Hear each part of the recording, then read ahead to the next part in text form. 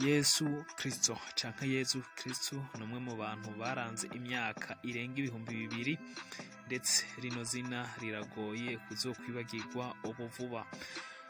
Kuva mu muryango ukenye ugakurira mu buzima bwo kubaza, nyuma ukaba umuvugisho w'Imana ndetse intumwa irengeye izindi ntumwa, nyuma ukaba ishingiro ry'amadini, ni bimwe mu vyaranze umuvugabutumwa ndetse afatwa nk'umwana w'Imana Yesu Kristo canke Yesu Kristo.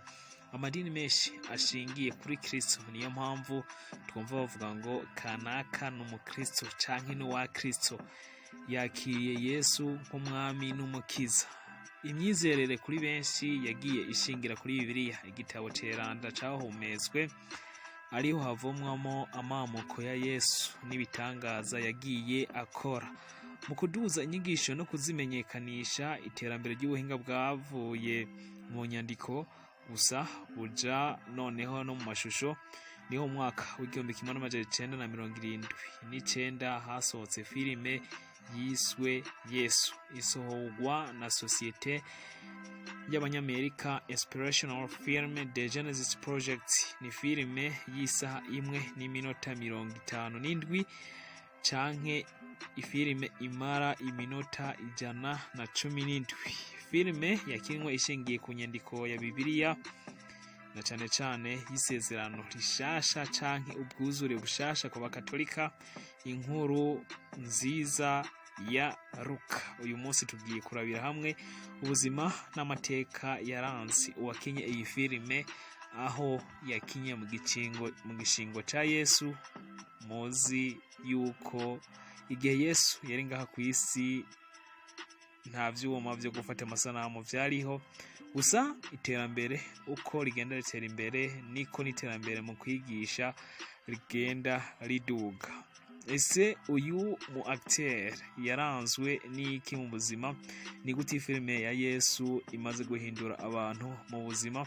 Muze turabire hamwe ivyaranze umukinyi w'imena ariwe Brian Deacon, umukinyi yakinye mu gishingo ca Yesu.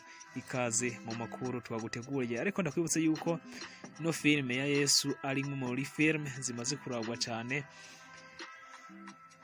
kuko imaze kurabwa n'abantu barenga miliyari 8 kuri filime yo mu Congereza, n'abantu barenga miliyari zirenga 3 kuri filime ku rubuga rwa YouTube mu Gifaransa. Ikaba imaze guhindurwa mu ndimi zirenga 2000 ku isi, uhereye bwa mbere mu rurimi rwiswe Tagalog rwo muri Philippines.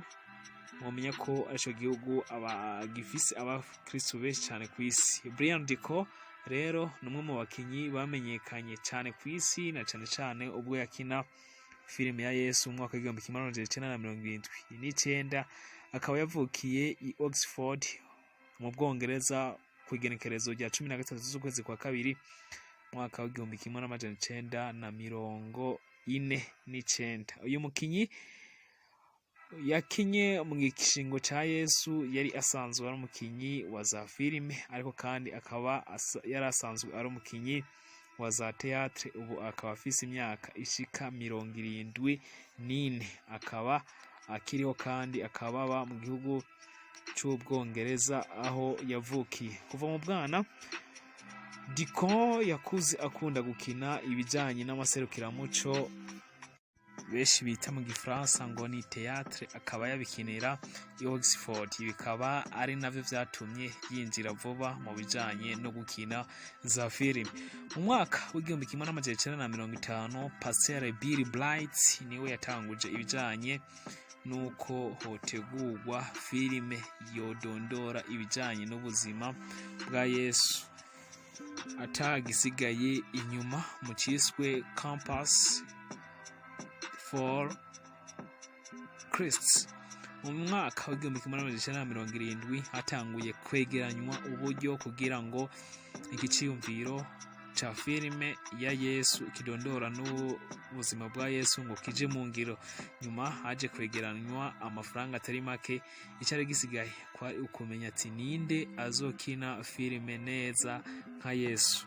Igikorwa rero bagihaye John Heyman, umuyahudi w'umudagi, ngo akurikirane kamwe ku kandi ndetse abashe kurondera umukinyi mwiza azoza gukina nka Yesu mu gishingo ciwe. Niko gutanguza amahiganwa ngo aronke koko ubikwiye. Inyuma y'abarenga 163 bakoze test, Brian Deacon niwe yatsinze. Noneho ava mu Bwongereza yerekeza muri Palestine, neza na neza muri Israel, aho hakinywe ino filime. Deacon yari yakuze ari umukristo gusa, nyina yari umukatolika naho se ari umuporoso canke umuprotestanti. Deacon nta wari yaramuhatiriye ngo akurikire idini rya canke se rya nyina. Gusa uko yakunze gusoma ivyanditswe vyeranda imbere yuko akina ino filime ya Yesu, vyaje gutuma uno mukinyi yitaho cane ibijanye n'Imana. Ariko siwe wenyene gusa, kuko na Niko Nitai musanzwe muri filime yitwa Petero yaje kwizera Imana nyuma yuko akinye inorore nk'iya Petero. Ino filime rero ikaba yarakiniwe neza na neza mu bice vya Proche Orient, bivuze ibice vyegereye i Burayi, neza na neza ni muri Palestine. Iyi filime ya Yesu yakinywe amezi n'ayandi kubera ibikoresho vy'ico gihe bitorohereza, ariko kandi bikaba vyava ku kuba buri gace kose kakinywa kaca kajanwa kurabwa n'abakuru bashinze igenzura kugira ngo barabe yuko ivyakinywe koko bijanye n'ivyanditswe vyera vya Luka. Ibi vyatumye iyi filime ifatwa mu biganza n'abagabo babiri, umwe w'umwongereza John Krish hamwe n'umunya Australia Peter Skies. Yaje gusohoka rero mu mwaka w'1979, isohoka mu kwezi kwa 10. Mu mwaka w'1981, inyuma yuko iyi filime isohotse, yatanguye guhindurwa mu zindi ndimi bisabwe na Pastor Bill Bright biciye muri Campus Crusade for Christ. Aho mu myaka 3 gusa iyi filime yari imaze guhindurwa mu ndimi zirenga 163, bikaba byari bihagarariwe kandi na Paul Eshelman, yarahagarariye bino bikorwa byo guhindura ino filime mu zindi ndimi. Ibi ni navyo vyaje gutuma natwe ino filime itugeraho mu rurimi rw'ikirundi. Nzi yuko benshi bamaze kuba baraba ino filime. Deacon nyuma yo gukina iyi filime yagumye akina izindi filime, ndetse iheruka ikaba yasohotse mu mwaka wa 2013, aho yasohotse yitwa Mistaken. Izindi filime yakinyemwo zamenyekanye cyane ni nka The Triple Echo yakinye mu mwaka wa 1972, aho yakinye yitwa nka Barton. Hariho iyindi yakinye mu mwaka wa 1974, aho yakinye yitwa ino filime yitwa Vampire, aho yakinye yitwa John.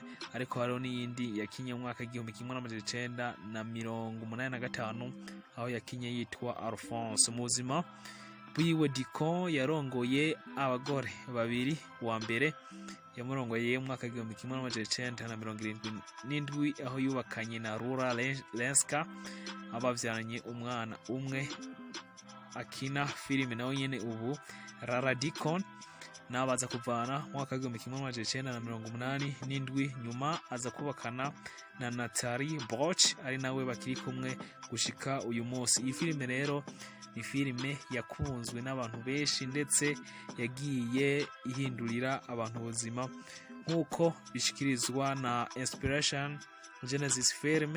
Ino filime abantu bayiravye n'imiburiburi 10% by'abaravye ino filime barahinduka bagakurikira Yesu nk'umwami n'umukiza. Ariko ni keshi hakunze gusabwa n'uyu Brian Deacon yuko nyabuna batobandanya bamusenga yuko wewe atari Yesu.